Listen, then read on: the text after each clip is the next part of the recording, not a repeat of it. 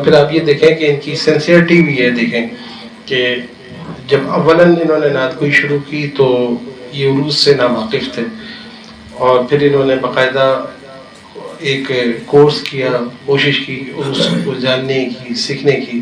تو یہ بھی ایک سنسیئرٹی ہے ان کی کہ اس طور پہ انہوں نے خالی یہ نہیں کہ اپنے ذوق کے مطابق یا اپنی کیفیات کو نعت کا نام دیا، بلکہ اس حوالے سے کوشش بھی کی کہ اس کو زیادہ سے زیادہ وہ سمجھیں اور جو اس کا صحیح فن کا معیار ہے اس معیار پہ جا کے نعت گوئی کرنے کی کوشش کریں.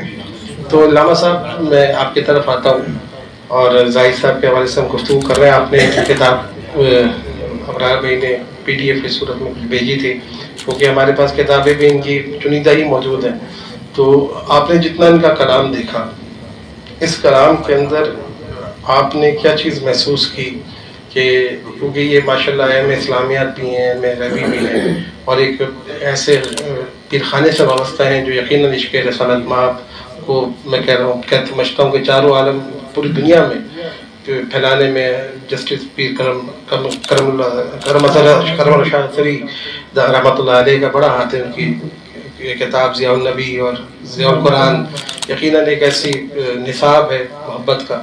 تو خود بھی وہ وہاں سے وابستہ ہے، اور پھر ان کی شاعری میں کیا آپ کو وہ رنگ نظر آتا ہے ان کے پیر خانے کا اور ان کے علمی ذوق کا؟ بسم اللہ الرحمن الرحیم. اللہم صلی علی سیدنا و مولانا محمد وعلی آلہ و صحبہ و بارک وسلم. مسرور کیفی نعت اکیڈمی نے آج کی اس نشست میں ایک مرتبہ پھر نعت کے ایک حسین گوشے کا انتخاب کیا. زاہد صاحب کی نعتیہ سخن ترازی وہ میں مکمل تو نہیں دیکھ سکا، لیکن جتنا میں نے دیکھا اس سے یہ اندازہ ہوتا ہے کہ صاحب مطالعہ آدمی ہے اور اپنے ہم عصر شعراء کا باریک بینی سے مطالعہ کیا ہے. اس کے علاوہ اس دیوان میں، ان کی کتابوں میں، ان کی عقیدت وہ غالب ہے، اور جہاں عقیدت غالب ہوتی ہے، جہاں محبت اور عشق کا غلبہ ہوتا ہے، تو وہاں قوانین بھی نرم پڑ جاتے ہیں. اس نعتیہ مجموعے میں جو میں نے محسوس کیا وہ یہ کہ ایک شاعر جب نعت کہتا ہے تو اس کے لیے وہ مضمون کہاں سے لائے. کیا وہ ایک خود تخیل قائم کرے اور اس کو رقم کرے، یا پھر وہ اپنے مطالعے کو بروئے کار لائے. اس میں ان کا مطالعہ بھی نظر آتا ہے. جیسے نعت ہے، اس نعت کے مطلع میں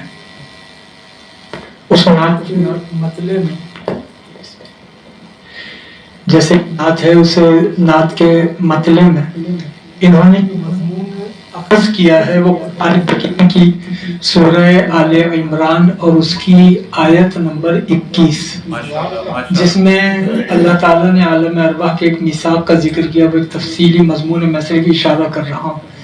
وَإِذَا أَخَذَ اللَّهُ مِيثَاقَ النَّبِيِّينَ لَمَا آتَيْتُكُم مِّن كِتَابٍ وَحِكْمَةٍ، اور مکمل پھر وہ آیت ہے کہ عالم ارواح کا ایک میثاق ہے جو نبی اکرم علیہ السلام سے متعلق ہے، اور دیگر تمام انبیاء سے وہ میثاق لیا گیا. اب یہ سورہ آل عمران کی آیت 81 میں مضمون موجود ہے، اور اسی مضمون سے پھر انہوں نے استفادہ کیا، اور اب یہ شعر کہا. نعت کا مطلب: انبیاء کرتے ہیں اقرار تیرا میر امم، انبیاء کرتے ہیں اقرار تیرا میر امم، میں نے جب معانی میثاق پڑھا نعت ہوئی. یعنی میثاق کی اس آیت کو جتنا میں پڑھتا گیا، سوچتا گیا، سمجھتا گیا، یہ پورا پڑھنے کا عمل، سوچنے کا عمل، سمجھنے کا عمل در حقیقت نعت کا ایک سفر تھا کہ جو جاری و ساری. اسی طرح ان کی کتاب کے اندر صرف ایسا نہیں کہ انہوں نے قرآن حکیم سے ہی مضامین باندھے ہوں، بلکہ انہوں نے سیرت النبی کے گوشوں سے بھی استفادہ کیا. بڑا مشہور واقعہ ہے رجعت شمس کا کہ مولا کائنات مولا علی مشکل کشا کے لیے آقا دو جہاں نے سورج پلٹایا. علامہ اقبال نے کہا تھا ہر کے در آفاق گردد بو تراب باز گردانن سے مغرب آفتاب. تو اب یہ زاہد صاحب تلمیح کا شعر کہتے ہیں اور اس میں تلمیح رجعت شمس کے واقعے کی جانب ہے. اب شعر دیکھیے گا.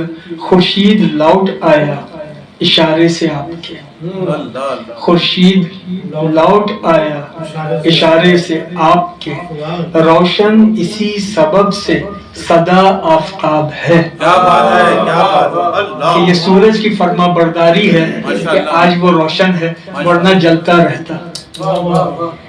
سورج آج اپنی تپش میں جل نہیں رہا بلکہ روشن ہے. کیا بات ہے.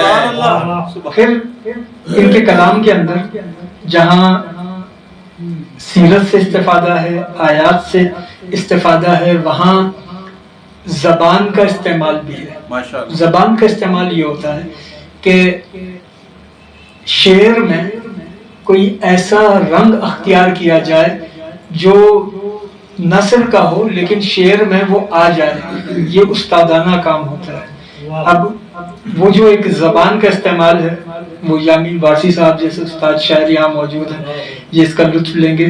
انہوں نے کہا کہ ہر بار جو ملتی ہے ہمیں لذت دیگر, ہر بار جو ملتی ہے ہمیں لذت دیگر, 100 بار کہیں گے تمہارے ہیں تمہارے ہیں, 100 بار کہیں گے تمہارے ہیں تمہارے ہیں. تو یوں ان کی شاعری اس لیے بہت زیادہ اثر کرتی ہے کہ اس میں قرآنی مضمون بھی ملتا ہے, سیرت سے استفادہ بھی ملتا ہے اور زبان کی مہارت بھی ملتی ہے.